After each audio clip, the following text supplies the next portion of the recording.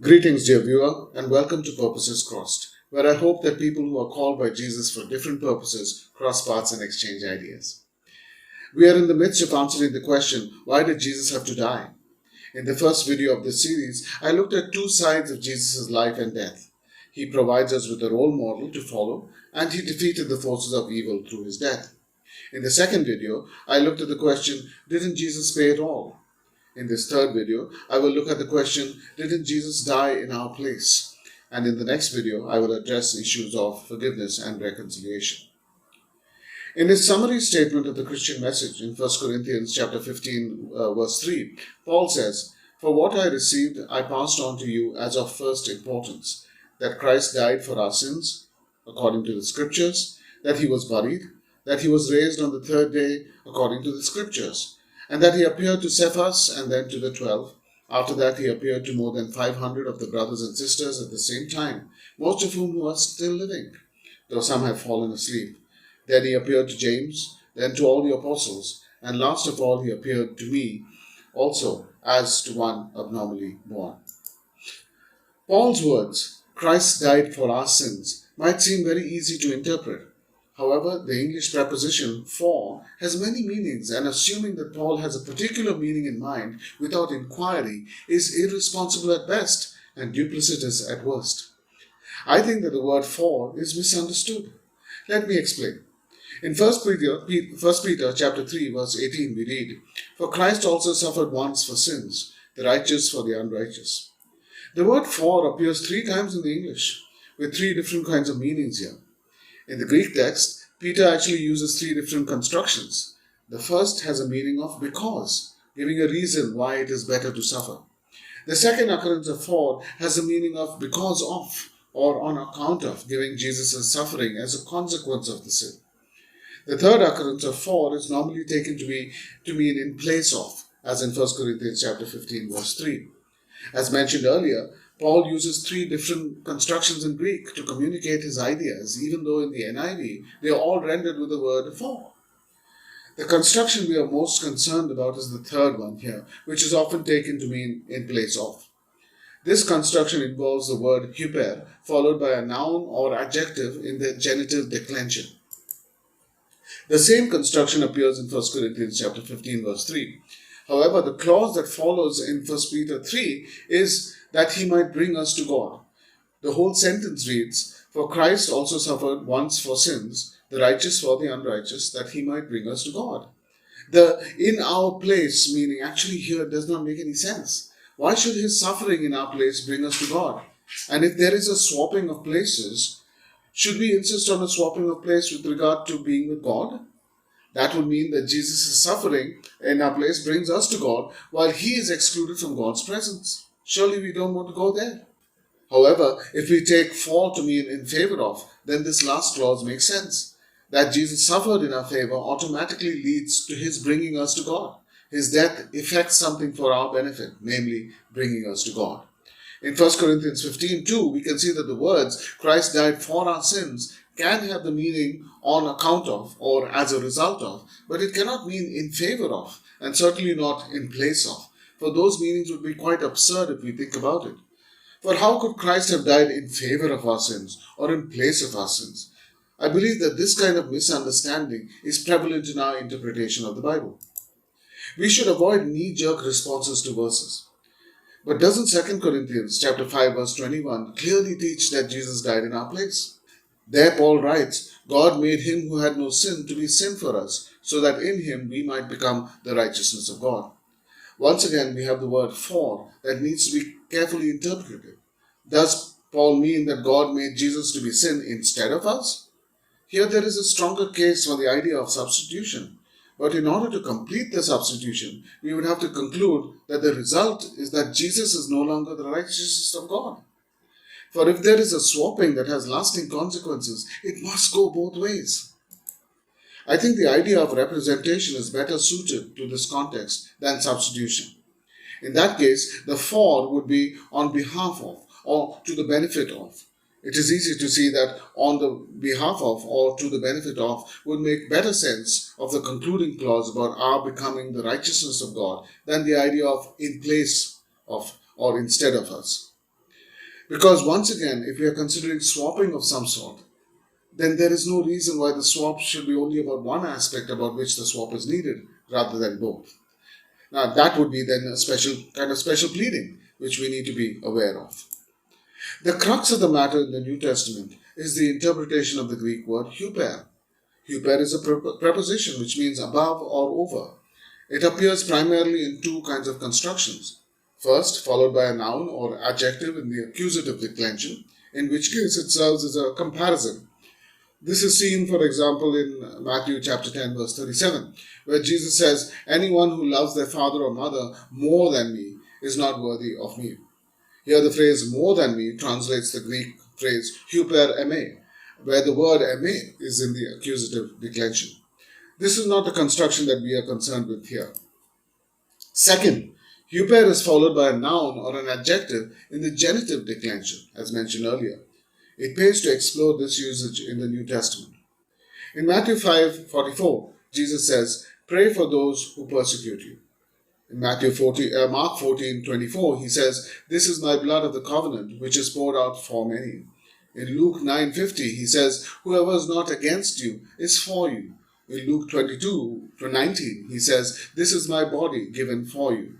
In John 6:51, Jesus says, This bread is my flesh, which will give for the life of the world."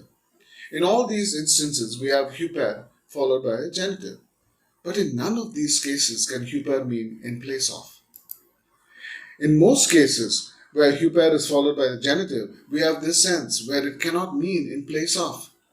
But this does not mean that if it cannot mean "in place of," in many places, it doesn't ever mean "in place of." In John 11:50, Caiaphas says, "You do not realize that it is better for you that one man dies for the people than that the whole nation perish." Here it is the second occurrence of 4 that has huper followed by the genitive. Did Caiaphas mean that if Jesus did not die, the Jewish people would have to die? Now this does seem to be what he is saying, but these are the words of an antagonist in the narrative, and we are not expected to trust his words. Could it be that Caiaphas is relying on the fear of his fellow Jewish leaders and presenting a hypothetical case that has no basis in reality? This is definitely a possibility. In fact, John goes on to comment that Caiaphas, quote, "did not say this on his own, but as high priest that year, he prophesied that Jesus would die for the Jewish nation, and not only for that nation, but also for all the scattered children of God, to bring them together and make them one." Unquote. Again, the phrases "for the Jewish nation" and "not only for the nation" have huper followed by the genitive. Does that mean that John intended huper to mean "in place of"? The reference to the scattered children of God, however, makes it unlikely that John has this meaning. John is applying Caiaphas' words and including non-Jewish people as well. But surely Caiaphas did not intend to mean that Jesus was dying in place of Gentiles. Hence, if John was right to include Gentiles in Caiaphas' words, then it must mean that Caiaphas could not have had substitution in mind. Rather, the idea of representation or providing some benefit makes a lot of sense to Caiaphas' words. I would go so far as to say that none of the occurrences of huper followed by a genitive mean "in place of." But what about the suffering servant then of Isaiah chapter 53? There we read, "Surely he took up our pain and bore our suffering. Yet we considered him punished by God, stricken by him, and afflicted. But he was pierced for our transgressions, he was crushed for our iniquities. The punishment that brought us peace was on him, and by his wounds we are healed." Doesn't this clearly teach substitution? Hardly. While we can agree that Jesus was pierced for our transgression, this does not necessarily mean substitution, remember. Rather, Jesus was pierced because of or on account of our transgressions. Our transgressions were the reasons for which he was pierced. In other words, it does not mean that Jesus was pierced instead of us. That is something that we often read into the text. However, the lexicon entries do not even include "instead of" or "in place of" as being part of the semantic range of the preposition min in Hebrew, which seems to support my claim that interpreting Isaiah as indicating a substitution is unwarranted. In fact, if you think about it, The only two grammatical elements that can participate in a swap are the pronoun he and the noun transgressions. It is clear that the statement does not mean that Jesus and our transgressions exchange places. A substitutionary view would require that Jesus and we exchange places. But that is precisely what is lacking in Isaiah. But Isaiah says the punishment that brought us peace was on him. Does this not clearly support a view of substitution, that Jesus was punished instead of us? Again, hardly. This only states the effects of Jesus' death, namely that it brought us peace. But there is not the sense that the punishment that Jesus bore was the punishment that we had to bear. After all, the prophet says he took up our pain and bore our suffering. It's still our pain and our suffering. This does not mean that Jesus suffered instead of us. From the context, in fact, it seems that the best way to interpret this is that Jesus entered into our suffering. He willingly decided to identify with us in the suffering that we all bear. But thinking that because he suffered, we do not have to, or that his suffering replaces ours, is to read at the idea of substitution into the text. The idea of representation, however, seems to fit the context better than substitution. Jesus, by virtue of being our representative, assumes the full brunt of the pain and suffering humans have to endure, since this is what is appropriate and expected from a representative. But am I not also reading something into the text? If so many Christians have read these verses as indicating substitution, why do I think that they do not? You see, just as English has different ways of saying on account of and instead of, so also there are different phrases in Greek and Hebrew. In particular, there are unambiguous ways of saying instead of in both Greek and Hebrew, and the phrases the biblical authors actually use more often than not do not mean instead of. In fact, it is only in these verses that translators and interpreters think that the meaning of these phrases are instead of. And that seems like special pleading to me. If in all other places where this occurs, you don't translate it as instead of, but only in these specific verses you do, that is special pleading. What I am trying to say is that we have given into some preconceived notions of substitutionary atonement and have read those ideas into the biblical text. However, the biblical texts seem to support a different picture of representation or agency in favor of. But this does not mean that the Bible is completely devoid of notions of substitution. In the Gospels, for example, we read of Barabbas, who goes free, while Jesus dies instead of him.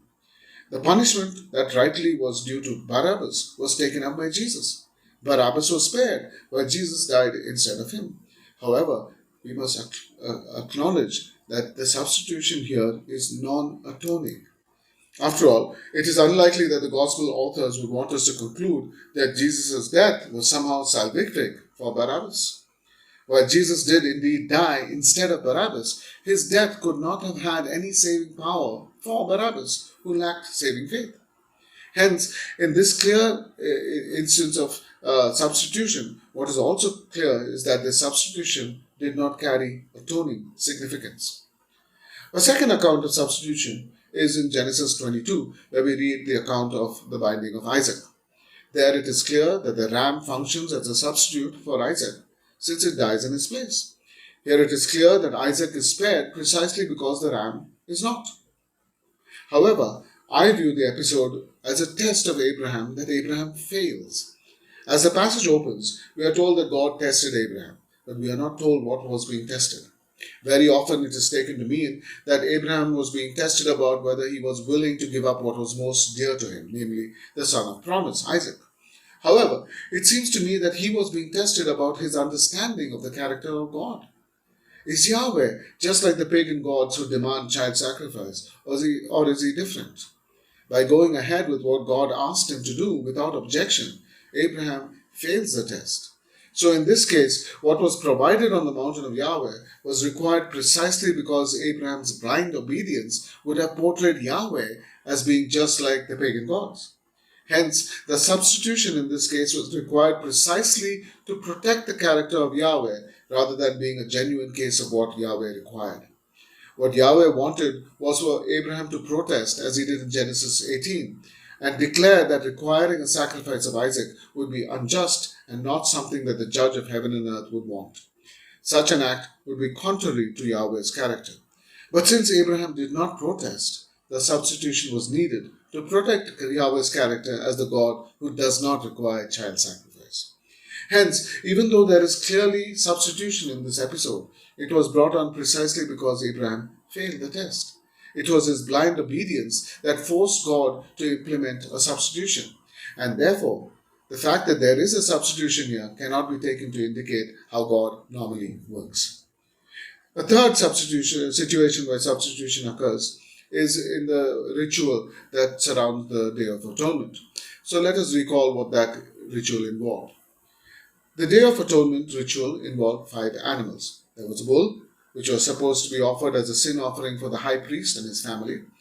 Then there were 2 rams, both of which were to be offered as burnt offerings, one for the high priest and his family and the other for the people. Finally, there were 2 male goats. Lots were cast to determine the roles that each of these goats were to play. The one that was designated to Yahweh would then be sacrificed as a sin offering. The high priest would place his hands on the other goat and confess the sins of the people on it.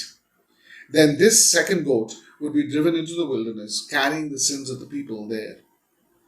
Here it is important to observe that it is the blood of the goat that was slaughtered is said to make atonement for the people.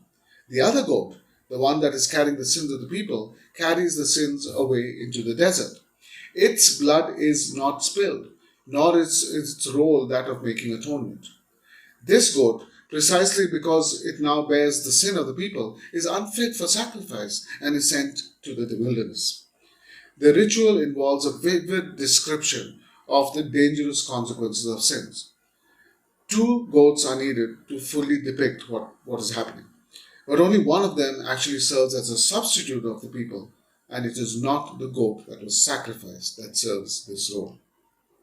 After all, according to the ritual, the blood of the goat that is sacrificed makes atonement not for the people, but for the most holy place by consecrating it again with the blood of the bull and the goat. This role could never have been what was required of any sinful human. Rather, it is the other goat that serves as a substitute. When the first human sinned, the death that they faced came in the form of being exiled from the presence of Yahweh and the tree of life. So also, the second goat, now carrying the sins of the people, is exiled from the community because it bears the sins of the people. In other words, it is the second goat that bears the consequences of the people's sin. Instead of the people being exiled, the goat is exiled and driven from the community to the desert. When we speak of what Jesus does, we attribute both roles to him. He is simultaneously the goat that is sacrificed and whose blood makes atonement for the heavenly most holy place, and also the goat that is driven out and who carries the sins of the people to the desert. Given that Jesus fulfills both these roles, it becomes important to determine how to proceed with respect to understanding how we put this all together. That is, should we keep the roles separate and interpret them as being complementary to each other, 2 essential but quite different roles? Or should we merge the roles and interpret them as being intrinsically linked to each other, 2 essentially symbiotic roles? If we take the second approach, then we will say that the 2 goats actually have 2 roles that are more like 2 sides of a coin, but that logistics would prevent a slaughtered goat from being driven out into the desert, and hence 2 different animals are taken. In this view, the reason we have 2 goats is that one cannot serve both roles, which are mutually exclusive, and hence it's a logistical one. If we take the first approach, then what we are saying is that the 2 roles of the goats are distinct because they are serving 2 purposes.